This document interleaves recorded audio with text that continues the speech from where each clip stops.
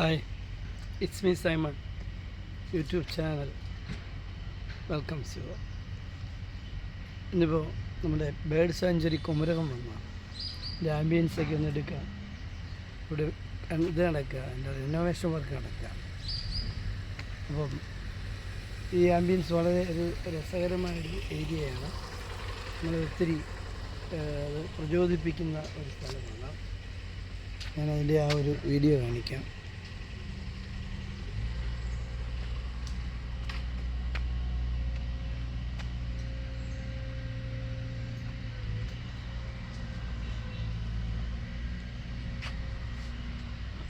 Yes, വിനോദം നമ്മളെല്ലാം കുളിർമയിലാക്കും അല്ലേ. അതുകൊണ്ടാണ് നമ്മൾ ഒരു ഫ്രീക്വൽ ഇൻ്റർവെൽസ് നമ്മളൊരു വിനോദയാത്ര പോകണമെന്ന് എപ്പോഴും പറയുന്നത്. കുടുംബത്തിൻ്റെ ആ ഒരു കെട്ടുറപ്പ്, ഓഫീസിൻ്റെ കെട്ടുറപ്പ് എല്ലാം കിട്ടാൻ വേണ്ടി. അപ്പോൾ എന്തായാലും എനിക്ക് ഒത്തിരി ഇഷ്ടമുള്ളൊരു സ്ഥലമാണ് കുമരകം. അതിൽ എസ്പെഷ്യലി ബേർഡ് സാങ്ച്വറി, പിന്നെ കായലും അല്ല. ഓക്കെ, ഈ സന്ദർഭത്തിൽ ഒരു രാവിലെ എനിക്കുണ്ടായ അനുഭവം ഞാനിങ്ങനെ വിചാരിക്കുമായിരുന്നു. നമ്മുടെ സ്ട്രീറ്റ് ലൈറ്റ്, ഞാൻ മോർണിംഗ് വാക്ക് പോകാറുണ്ട്, നമുക്കറിയാം, നമ്മുടെ ചാനലുകാർക്കെല്ലാം അറിയാമല്ലോ. അപ്പോൾ സ്ട്രീറ്റ് ലൈറ്റ് ഓഫ് ചെയ്യാനായിട്ട് ഞാനൊരു ഫ്യൂസ് ഊരിയായിരുന്നു. പക്ഷേ വീണ്ടും ലൈറ്റ് കത്തിക്കിട്ട് എനിക്ക് മനസ്സിലായി സംതിങ് റോങ്. ഞാൻ പിന്നെ എൻ്റെ കൗൺസിലറെ വിളിച്ചു, അയാൾ നോക്കാമെന്ന് പറയാം. അപ്പം ഇന്നുണ്ടായ സംഭവം. ഇന്നലെ ഒരു സംഭവം ഉണ്ടായത്, വെളുപ്പിന് ഞാനിങ്ങനെ മോർണിംഗിൽ വോക്കിന് കൊണ്ട് നടക്കുമ്പം ഒരു നല്ല വെള്ള ഷർട്ടും ഉടുപ്പുണ്ടും ഒക്കെ എടുത്ത് നമ്മുടെ കൗൺസിലർ ബൈക്കാണ് വരുന്നത്. എന്നാന്ന് ചോദിച്ചു. അപ്പോൾ പറഞ്ഞ് സ്ട്രീറ്റ് ലൈറ്റിലൊക്കെ നന്നാക്കി അതൊന്ന് ചെക്ക് ചെയ്യാൻ പറയുന്നത്. ഓക്കെ, അത്രയും നല്ല കർമ്മദൃഷ്ടിയുള്ളൊരു മനുഷ്യൻ, എനിക്ക് വളരെ ഇഷ്ടപ്പെട്ടു. അയാൾ കൗൺസിലറായ നമ്മുടെ ഒരു സന്തോഷമാണല്ലോ ഞാൻ ഓർത്തത്. അതിന് എല്ലാ കാര്യത്തിലും മുന്നിട്ടിറങ്ങുന്ന ഒരാളാണ്. പ്രത്യേകിച്ച് യാതൊരു പ്രതിഫലേച്ഛയില്ല. അയാളൊരു വെൽറ്റുഡുവാണ്. മക്കൾ 2-3 പേര് ഓസ്ട്രേലിയയിലാണ്. വൈഫ് ഒരു കോളേജ് ലെക്ചറാണ്. അവനെന്തോ ബിസിനസ്സൊക്കെ ഉണ്ടായിരുന്നു. പിന്നെ പൊളിറ്റിക്കൽ വർക്കും ഉണ്ടെന്ന് തോന്നുന്നു. കൗൺസിലറല്ലേ, എല്ലാം കൊണ്ട് വെൽറ്റുഡുവാണ്. അപ്പം അതായിരിക്കും അവർ പക്ഷേ ഇത്രയും എല്ലാ വിഷയത്തിലും ഇടപെടാനും.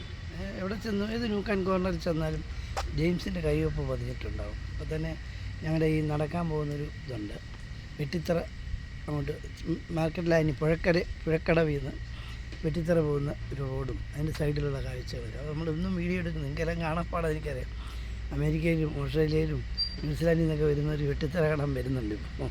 എനിക്ക് സന്തോഷം. അത് ഭംഗിയായിട്ട് സൂക്ഷിക്കുന്നതിൽ പ്രധാന പങ്ക് വഹിക്കുന്നത് ഈ ജെയിംസ് കൗൺസിലറാണ്. അത് എപ്പോഴും ആ കാര്യത്തിൽ വളരെ സ്ട്രിക്റ്റായിട്ട് എല്ലാം ചെയ്യുന്ന ആളാണ്. ഒരു സന്തോഷമാണ്.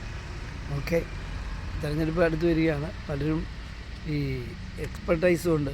ലോക്കൽ സെൽഫ് ഗവൺമെൻറ്റിൽ പഞ്ചായത്ത് സെക്രട്ടറി ആയിട്ട് വർക്ക് ചെയ്തു. പഞ്ചായത്ത് ഡിപ്പാർട്ട്മെൻറ്റിൽ 35 വർഷം സർവീസ് ഉണ്ട്. മത്സരിച്ചുകൂടെ സാറേ എന്നൊക്കെ ചോദിക്കുന്നവരുണ്ട്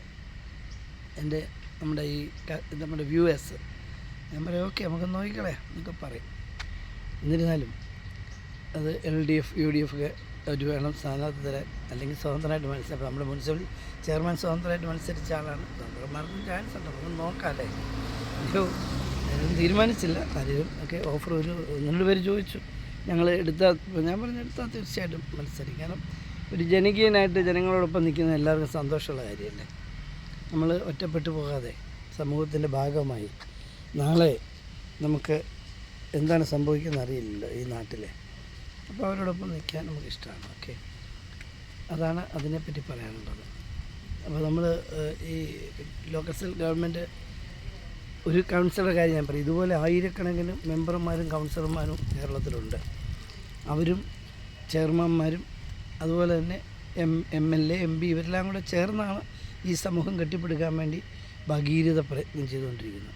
അതേതെങ്കിലും ഒരു വ്യക്തിയോ ഒരു സമൂഹം അങ്ങനെയല്ല, എല്ലാവരുടെയും കൂടെ ഒരു കോൺട്രിബ്യൂഷനാണ് ഈ പ്രത്യേകിച്ച് ഗവൺമെൻറ് അതിന് ശക്തമായ ലീഡർഷിപ്പ് കൊടുക്കുന്നു. ടൈംലി ഇൻ്റർവെൻഷൻ, ഇടപെടലുണ്ടാകുന്നു. അതിന് കൂടുതൽ സ്പീഡാക്കുന്നു.